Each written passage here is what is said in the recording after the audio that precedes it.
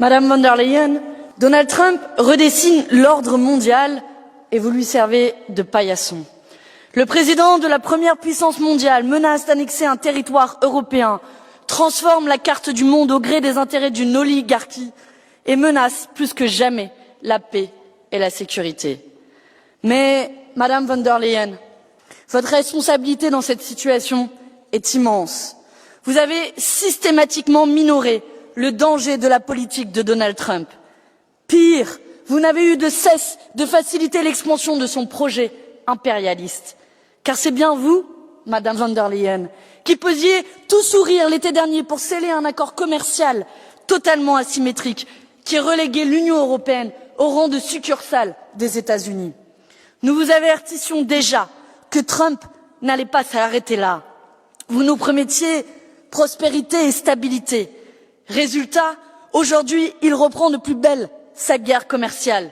Et non, ce n'est pas avec un accord de libre-échange avec le Mercosur qu'on va être sauvé, que vous tentez de nous imposer ici par la force.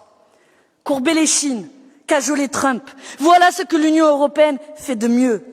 Trump nous humilie et vous tendez l'autre joue. Madame von der Leyen, les ambitions impérialistes de Donald Trump au Groenland ne sont que les miroirs de la lâcheté de l'Union européenne. La servilité ne produit rien d'autre que l'extension de la loi du plus fort.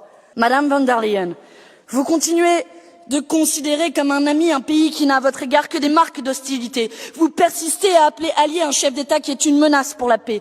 Oui, une menace pour la paix.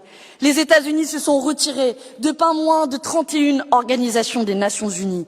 L'ONU, justement, auquel Donald Trump entend substituer un conseil pour la paix et une justice privatisée au service des puissants. Le droit international vacille, il est attaqué de toutes parts.